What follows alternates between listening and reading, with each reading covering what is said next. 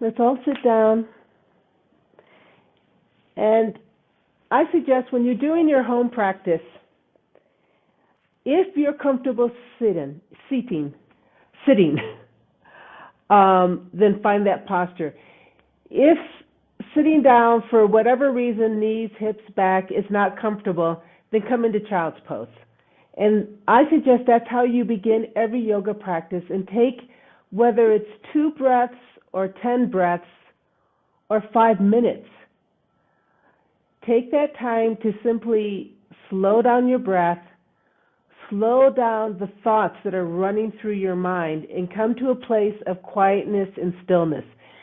As this becomes a habit, you'll be able to do it quicker, like in 2 breaths. But in the beginning, it may take a few minutes. So let's all sit quietly.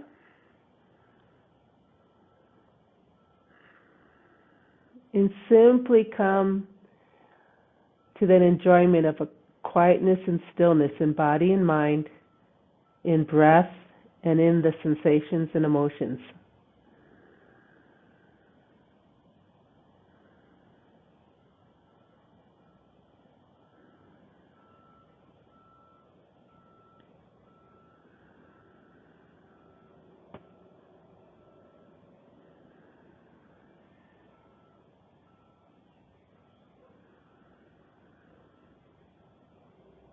Inhale, bring your hands together at heart center.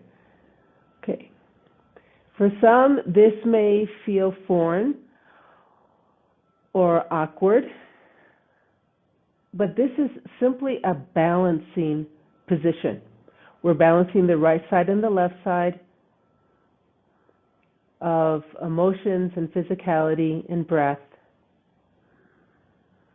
starting to bring a bit of movement to our yoga practice. That's why we start like this. Remember, when we chant, it's about breath control again and bringing focus into the mental processes as we begin our yoga practice. Of course, for those who want to delve deeper into subtle energy and yogic traditions, there is a spiritual element to it. But it's not necessary to know about it or believe in it. It's enough to know that this is part of our introduction as we delve into the yoga practice.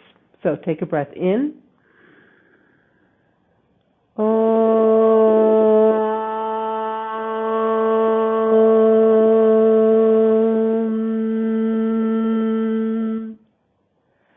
Shanti, Shanti, Shanti.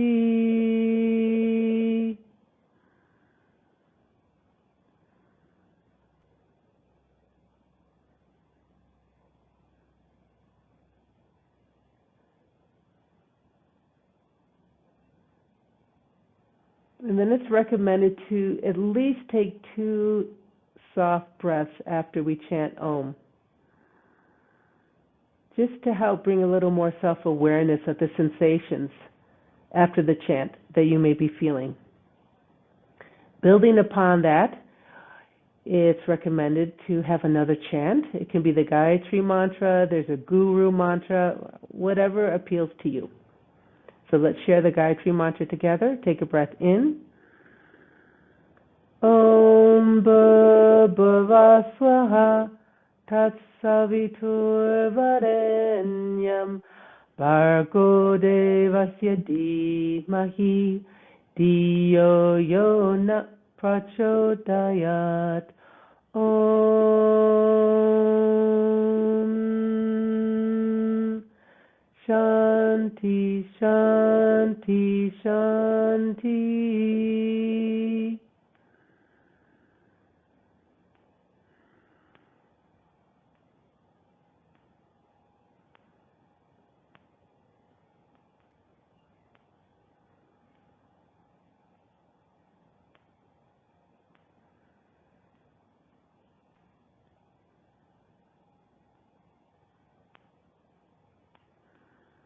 And then exhale, release. So you can see from the minute we sat down on the mat, we're starting this warming up of the body and the breath. So let's continue and come into child's pose. Child's pose is a really nice pose to do, especially when you're feeling stiff in the joints and muscles, but also when you're feeling a little frenetic still in your mind. There's a lot of thoughts or emotions going through, or you're feeling that your breath is not calm and regulated. Child's pose calms all those elements down. So coming into child's pose, and just hold here.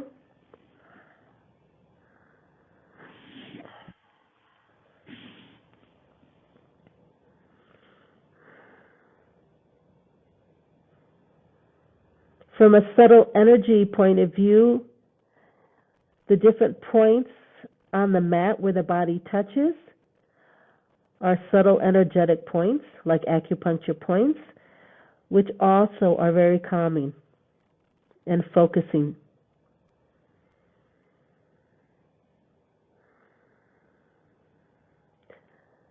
I like to stay here for at least 8 slow breaths. So I'll count. When you're doing it on your own, you can just count mentally. 8,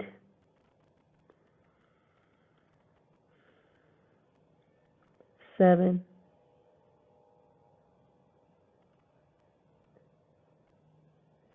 6,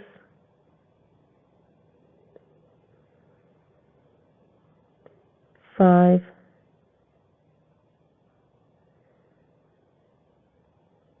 4, 3,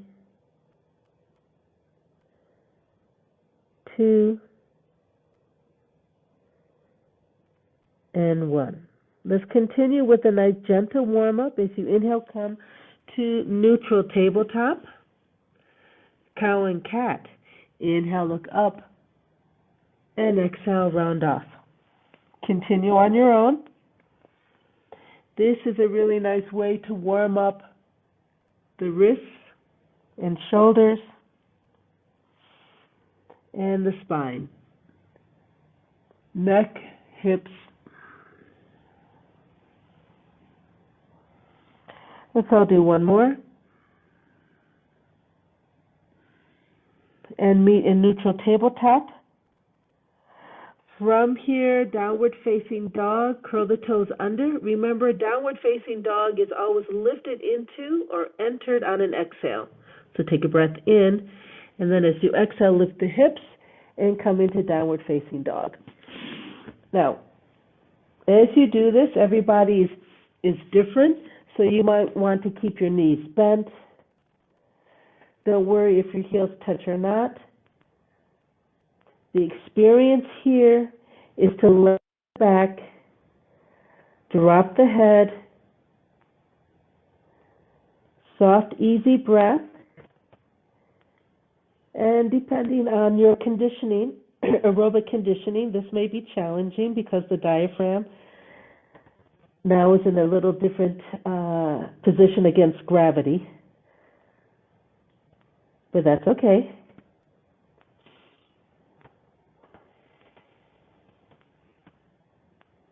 You may want to find movement as you warm up or stillness, whatever works for you.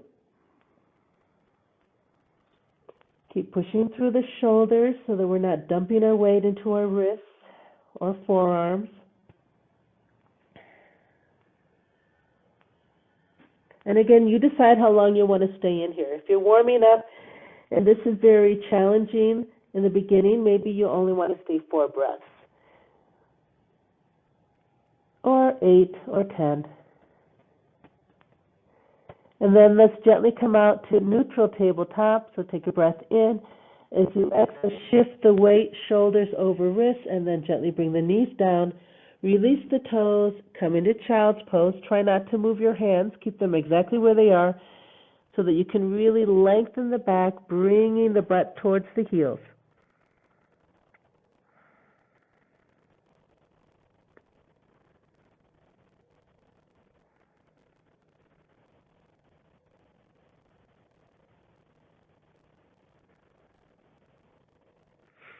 So the action of child's pose also tends to massage the internal organs And also ask the diaphragm to work a little harder.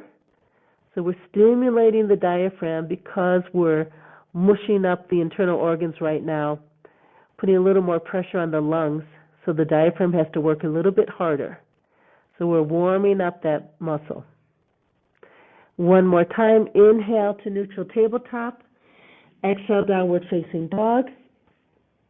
Just notice the difference, the ease with which you come into downward facing dog the second time, which is why in many yoga classes you do the same pose twice. The muscles and joints are warmed up the second time, and your mental attitude is a little more calm the second time. Exhale back to neutral tabletop, and let's bring a little more vitality into the spine with a nice thread the needle. Inhale the right arm up. As you exhale, go ahead and thread that needle. This is also very nice for the neck and shoulders. Remember, if there is discomfort, you can always put a small pillow underneath your neck or head to help with that angle. So now we're introducing a twist. This again is a wonderful massage for the internal organs in the abdominal and chest area, and also starts to massage the discs in between the vertebrae. Let's stay here for 4, 3,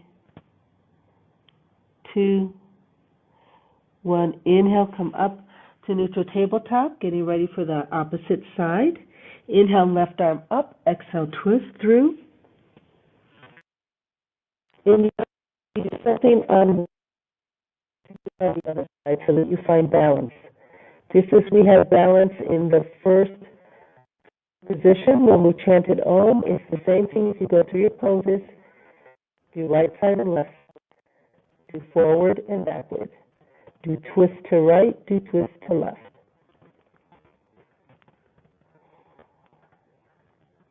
Four, 3, 2, 1. Coming out. Inhale, come up to neutral tabletop. Now, from here, coming into a standing position, you have many different transitions. You can come into downward facing dog. You can push back into a low squat and then come to standing.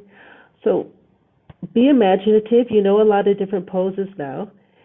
And come to Tadasana. So I'll meet you in Tadasana. You come up any way you want.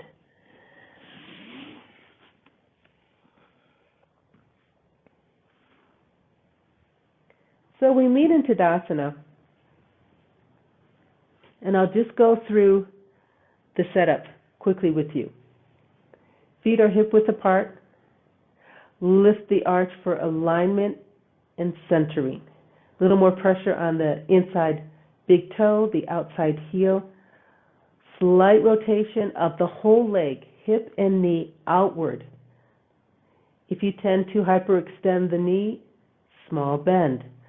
Lengthen the spine if you need to. A little bit of a forward pelvic tilt. Shoulders up and back, hands are active, but not stiff by our sides. Gaze is forward. Chin is in neutral position. Why do we do standing poses? To start stimulating those big muscle groups, to start increasing awareness of breath, increasing subtle energy through the body. So let's open up our hands, inhale, arms up, looking at your hands, exhale down.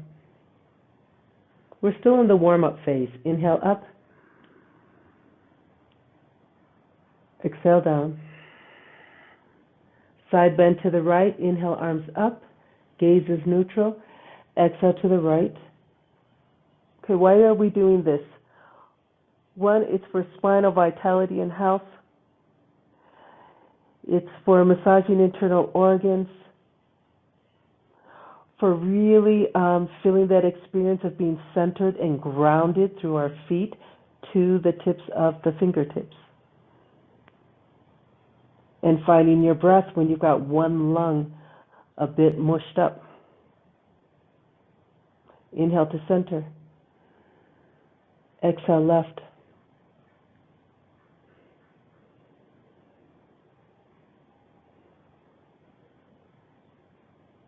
Inhale center. Back bend. Feel yourself grounded and centered here. Slight pelvic tilt without tensing the buttocks. Inhale, lengthen the spine up from the hips. Exhale, simply drop the shoulders first. As you bring the arms behind you, shoulder blades down. One more time, lengthen, center yourself. Exhale, back bend. Remember, it's the first one, so it doesn't matter how deep it is. What matters is your self-awareness as you're doing it.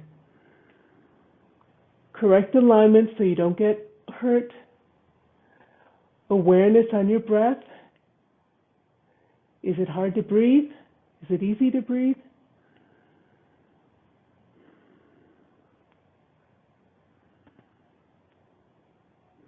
Inhale, come to center. Forward fold. Bend the knees. Exhale, forward fold. You choose. Maybe you want to round all the way down. Maybe you want to come back with straight legs. With straight arms and back. Come down. First one of the day, so take your time. So here we had that principle. If we do something backward, we do something forward.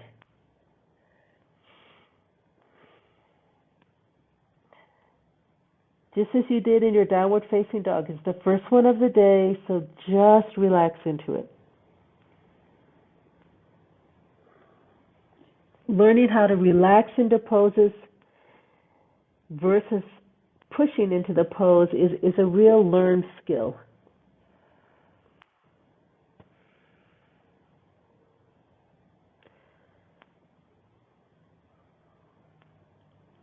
Eight, 7, 6,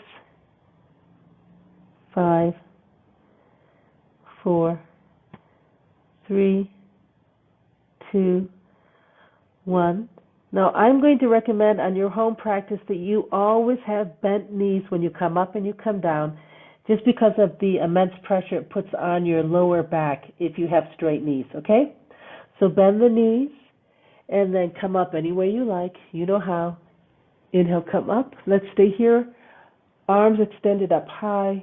One more time, back bend. Inhale, center. Exhale, bring the arms behind you. Inhale, lengthen. Exhale, back bend.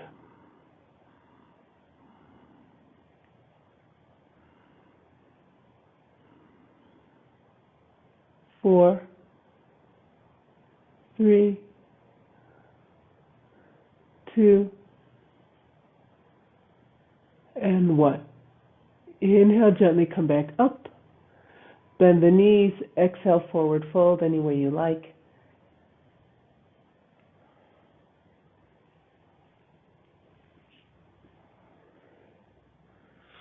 And hold here. 8, 7, 6, 5, 4, 3, 2, 1. Bend your knees. Inhale, come up any way you like. Inhale, up. And exhale down. Just something to keep in mind. Back bends, whether you're standing or on the ground, on your mat, are stimulating postures. Forward folds, whether you're standing or in a seated position, are calming. So what are we doing here? We're stimulating, we're calming. We're building energy, we're calming and channeling energy. So that's a pretty good warm-up for any kind of a practice. So now let's go into bringing more energy into the large group of muscles. And a great way to do it is chair pose. So let's come into chair. Inhale, arms up. Exhale, sit. Drop the shoulders. Open the armpits behind you. If you find that you're arching your back, go ahead, do a small pelvic tilt. Lift the arch. Rotation exteriorly of the hips and the knees as needed. Hold.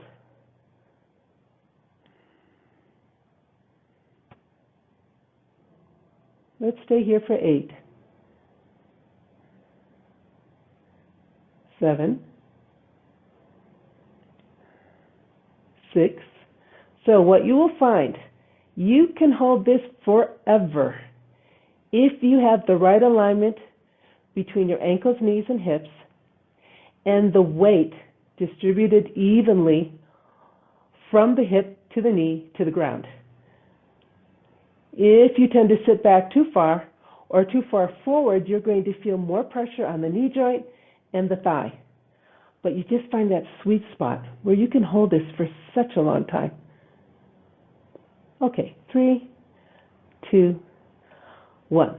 Now this is a great time to introduce a spinal twist.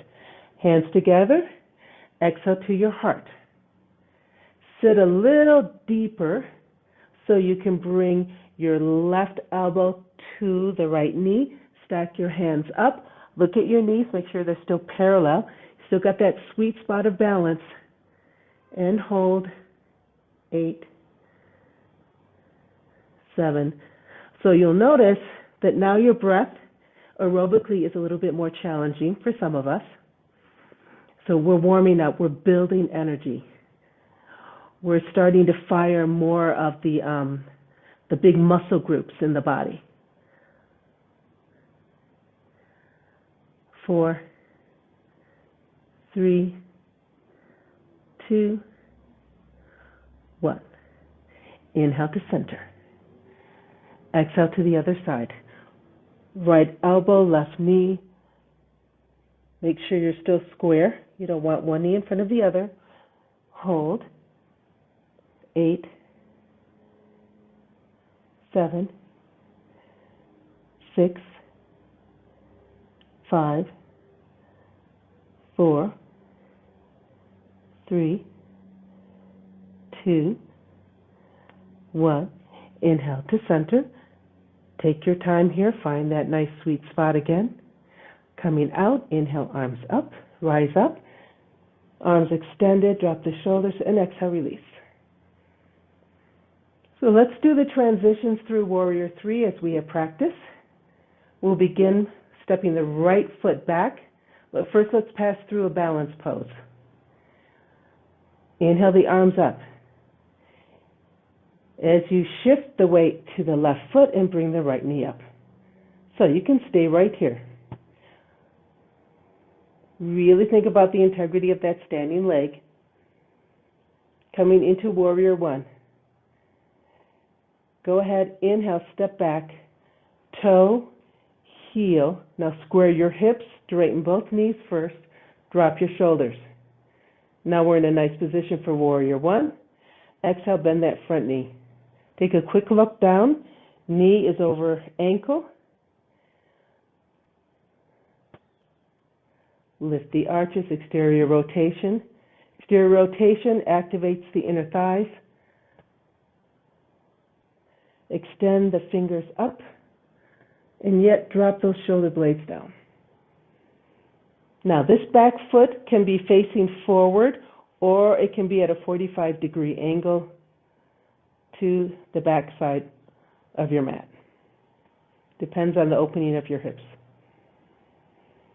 What's important in all of these standing positions is that you do not let go of that awareness of lifting the arch and activating the inner thighs. Gaze stays forward as we transition to Warrior 2. Take a breath in. As you exhale, you open up the arms on the line. Open the hips towards the long side of the mat. Still looking forward. So here, you look down. We want to make sure our knees are not collapsing inward towards the mat. They want to be outward.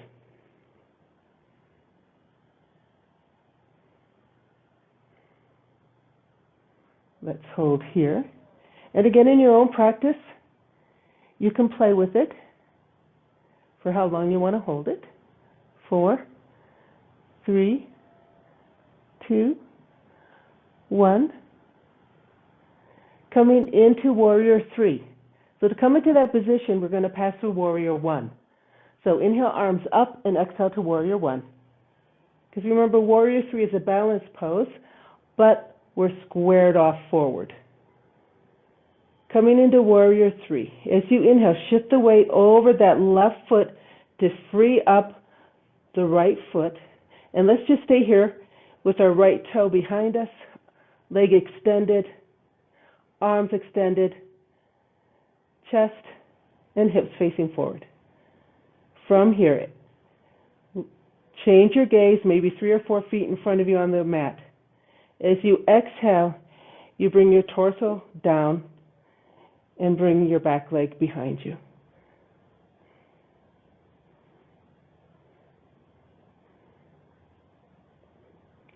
Coming into Warrior 1, take a breath in, and exhale, gently bring the back foot down. Exhale into Warrior 1. What's important in Warrior 3, it's not how beautiful you look, it's the integrity of that standing leg. Once you have that under control and mastered, everything else will fall in place. All right, let's step forward into Dandasana in a balanced position. Inhale, shift the weight towards the left foot, and then bring that right knee up, floating it in front of the right hip. And exhale, release down to Dandasana. Let's do the opposite side now. Inhale, arms up, shift the weight to the right foot. Left knee in front of left hip. Warrior 1. Inhale, step back. Square off. Exhale, bend front knee. Warrior 1. Take a look at your position. Make adjustments as needed. And then return to that position. We're looking for stillness.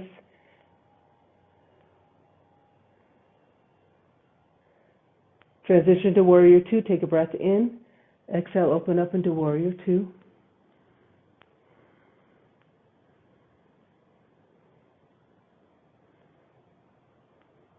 Now, let's say you have an injury, and this is challenging. For instance, for me right now, my left knee, it's tough to hold it in position. So, I'm still going to go into position as best I can and activate the muscles as best I can that I know how for my alignment. So, I'm activating my inner thighs right now, but my left knee is definitely more bent than it usually is. But it's still pointing straight out. I'm not letting it collapse in, because I'm activating through the inner thighs. So those are adjustments you can make daily depending on how your body feels that day. Okay, let's pass through Warrior 1 to get to Warrior 3. Inhale, arms up. Transition to Warrior 1. Warrior 3. Inhale, shift the weight forward. Resting on the left toe behind you. Squared off forward. Change your gaze, maybe 3 or 4 feet in front of you. As you exhale, go ahead. Let's come into Warrior 3. If you find that your balance changed, like mine just did, I come back to my preparatory position and then I start again. Take your time if you fall out. And then come back into Warrior 1.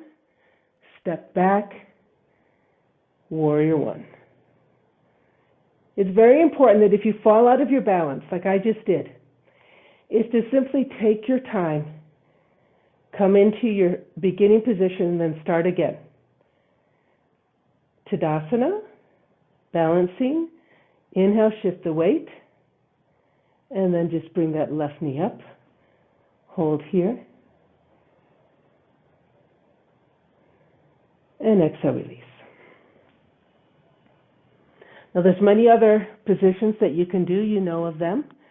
So let's say that you choose to do, triangles and straddles, whatever, that's great. I think it's always nice to end this building up of energy poses with a balance pose. So that balance pose usually is a tree pose. So let's come into tree pose. So we've just done a bunch of standing poses, let's say in your own practice. Now we're trying to channel again and find stillness and balance with that energy that we built up. So we're in Dandasana. Open up the hands, inhale, arms up. And exhale down. This gives us a chance to calm down. Keep your hands by your sides. Inhale, shift the weight left as you bring the right knee up. Go ahead, place the foot. Once you're in position, open the hands, inhale, arms up. Hands together, exhale to your heart.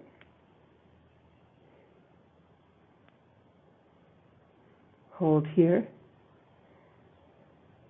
8, 7, 6, 5, 4, 3, 2, 1. Let's come out nice and elegantly. Inhale, arms up, overhead. Exhale, slightly open up into a big oak tree. And then on your next exhale, release the foot and release the hands down. Opposite side, let's balance ourselves first. So open up the hands, inhale, arms up, reach up high. Exhale, release the hands down to your sides. Inhale, shift weight right, bring left knee up. Exhale, place. Inhale the arms up, hands overhead, exhale to your heart.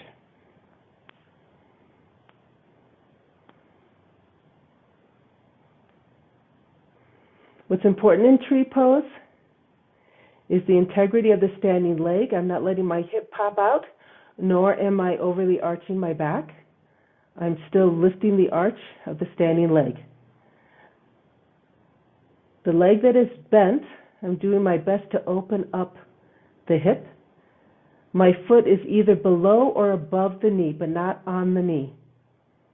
Right now I've got mine at my ankle.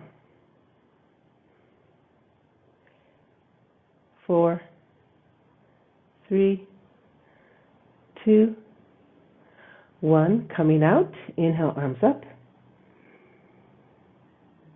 Exhale, open up like an oak tree. And exhale, release down. Let's stay here in Dandasana. One of the things we're going to notice in balanced poses is that if our mind begins to fluctuate, that means if we're having thoughts, we're not staying in the moment, we're going to lose our balance. Like that's just what happened to me. I'm thinking ahead about other things instead of actually being in my practice right now. And so you saw that I lost my balance.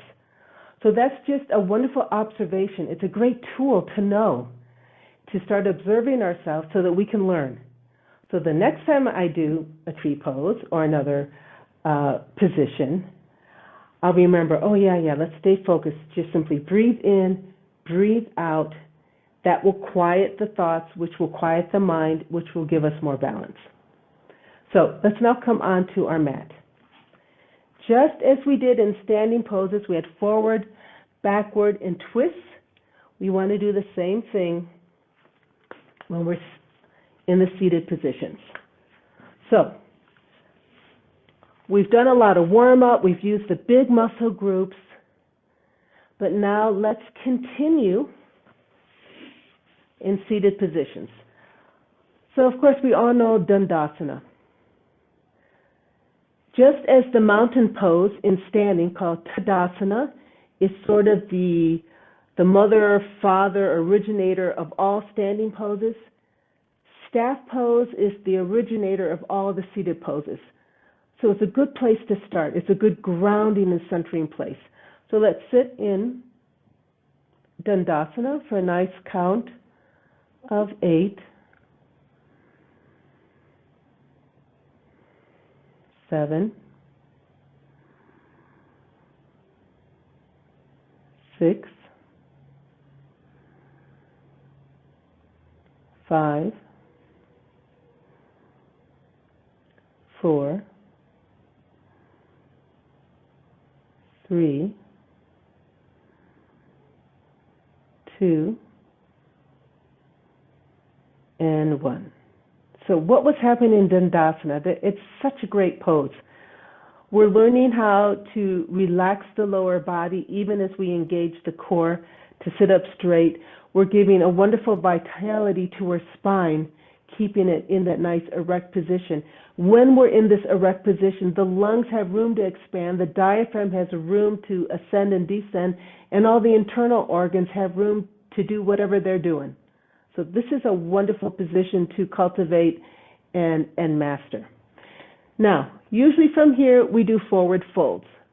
As we found out, forward folds, it's not just that we're lengthening the hamstring.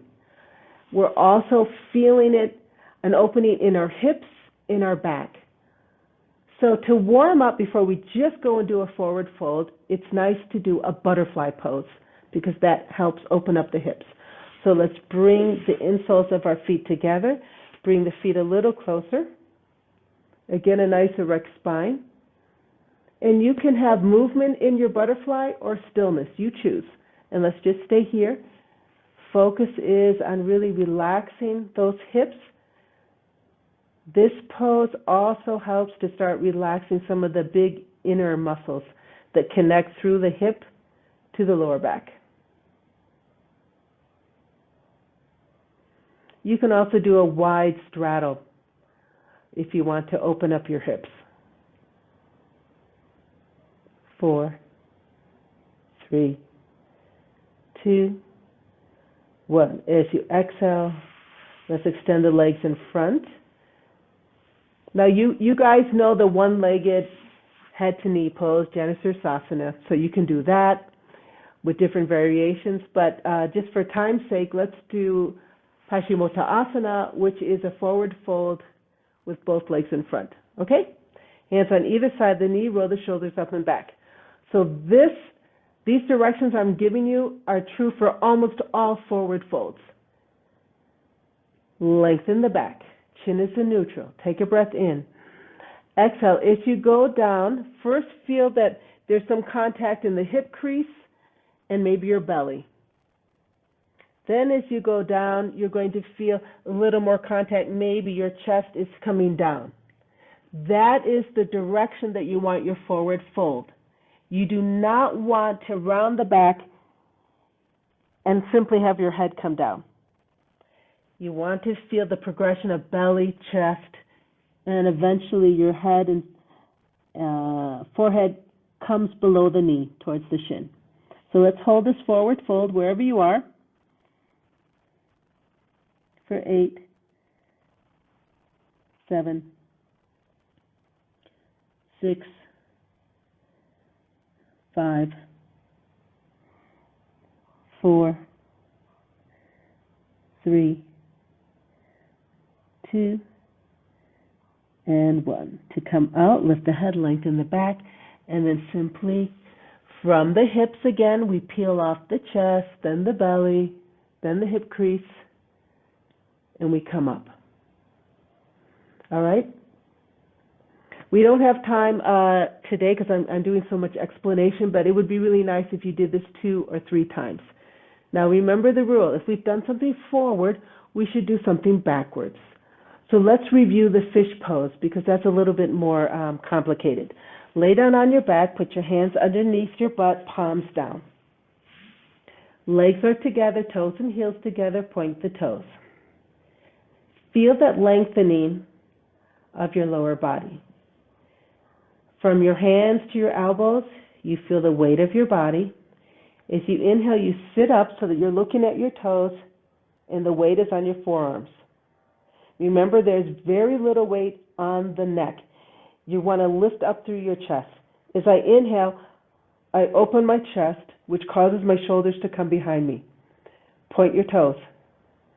As you exhale again, drop the head. Gently come down until your head touches. Now keep bringing your sternum towards your head.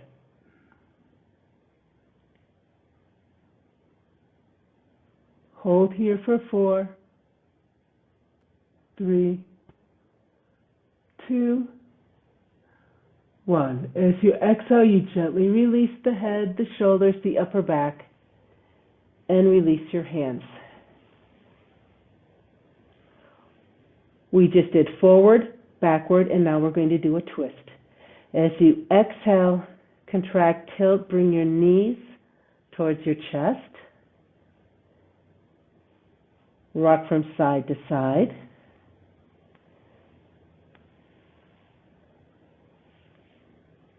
Come to center. Get ready for a spinal twist. Release the hands to the sides. Knees are now over hips. As you exhale, knees to the right, you look to the left. So here, just since we sat down, we've done this wonderful combination and sequence of Dandasana to get us centered and ready. Preparatory for forward fold was opening the hips through the butterfly.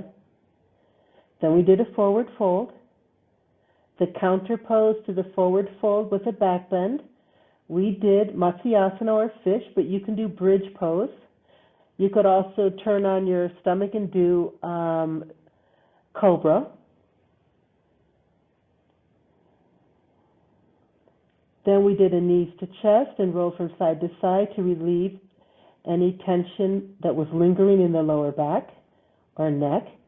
And then we do a twist, which is also about relieving some of that tension that we felt in the forward and backward poses. And now let's go to the left side. Take a breath in. Exhale, contract, tilt, and let's roll over to the opposite side and hold here.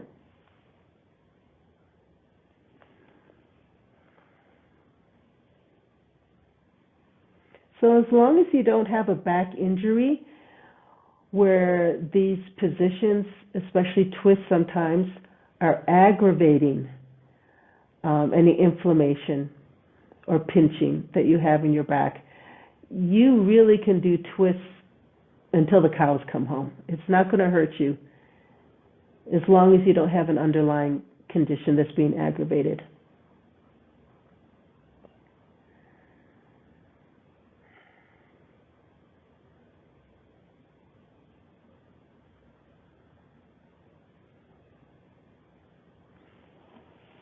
And let's hold here for 4, 3, 2, 1. Coming back to knees to chest, take a breath in. Exhale, contract, tilt, come back. Hands to knees, knees to chest, and relax once more. So what we've done in a very abbreviated version from sitting down is not only done pose and counter pose, introduced to twist, but we're also starting to slow down and bring that energy into a more focused and calm state of being or condition. Now, what I would ask when you're doing your own practice is that you know a couple different forward folds, you know a couple different back bends, you know different variations of the spinal twists. So you can introduce all those things until you come to now the last part of your yoga practice, where as we exhale, let's come and sit down in a nice, comfortable seated position. So we don't want to introduce alternate nostril breath into your practice until you've calmed down. Like, you don't want to do it right after you've done a vigorous aerobic session of sun salutation or a vigorous aerobic session of standing poses. Or even mat poses, like people who like to do a lot of arm balances and things like that. You want to slowly roll down your practice until you're just relaxing in a forward fold or relaxing in a twist. Remember, back bends are stimulating, so you don't want to end on a back bend because it's a stimulating posture. You want to end in a twist or a forward fold.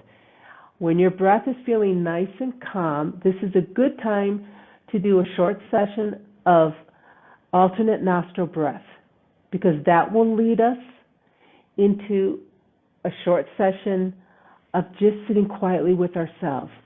So that in this yoga practice, we've done the body, the mind, and the breath, that we're trying to find that union and that focus. So I suggest, because it's been 48 minutes now, that this is a good time to do 4 minutes of alternate nostril breath, followed by 1 to 2 minutes of simply sitting quietly. All right, so I'll time you. Go ahead and start.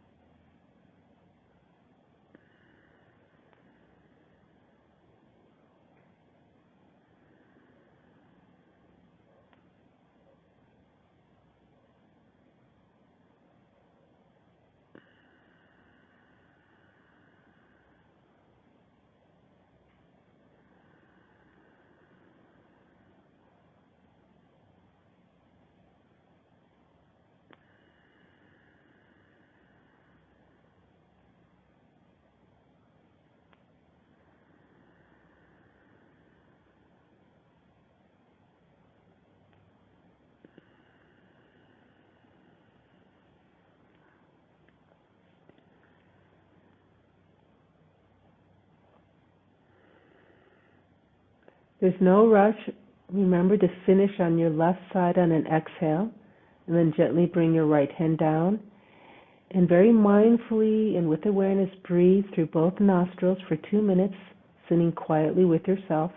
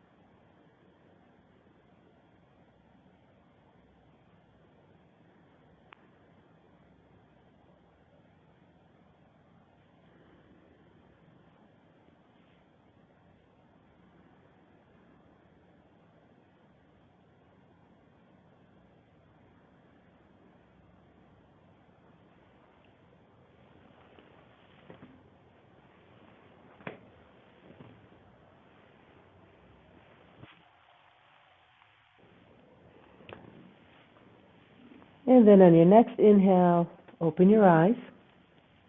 So that was just, you just did 2 minutes of a nice mini meditation with yourself.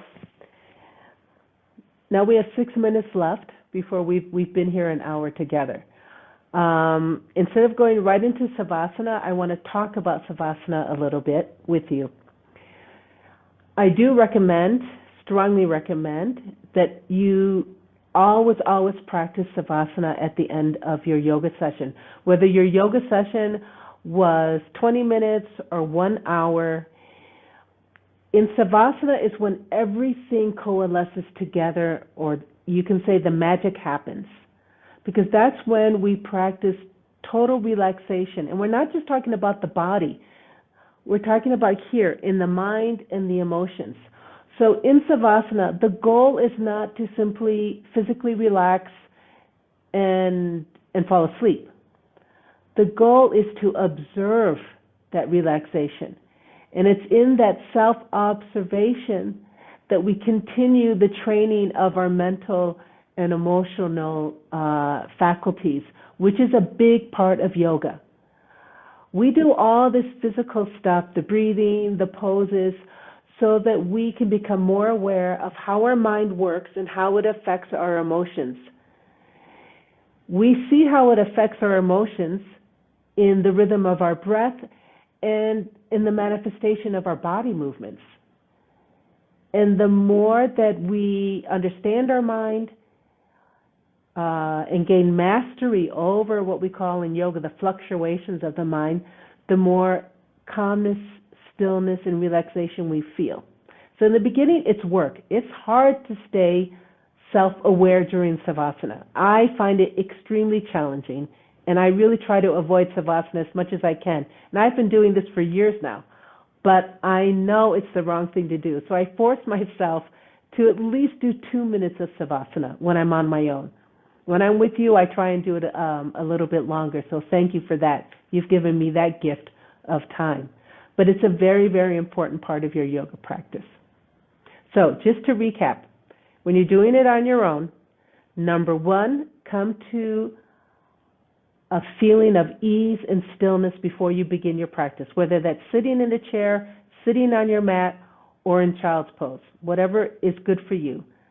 And observe your breath, observe emotions and thoughts. Then continue a gentle warm-up on the mat where you're gently undulating the spine in different ways and you're feeling your breath. You continue the warm-up in a standing position, so now we're working against gravity, so there's a little bit more pull. And there again, you're undulating the spine, you're finding your feeling of centeredness and groundedness through the feet into Dandasana. Then you come into the more vigorous part of your practice with standing positions, and you know a lot of different poses. Just remember pose, counter pose, forward, backward, and twists. End with something, a balanced pose, to bring all that energy that you've stimulated and focus it. Come into staff pose, a seated pose, and then again, forward, backward, and twisting poses. And you know a variety of them to do. As you go through them, you're slowing down, you're slowing the breath down to come into a nice place where you can channel it and balance it with alternate nostril breath, and then Savasana. And there you go. There you've got all the wonderful elements of a yoga practice that you can do on your own. So I'm going to say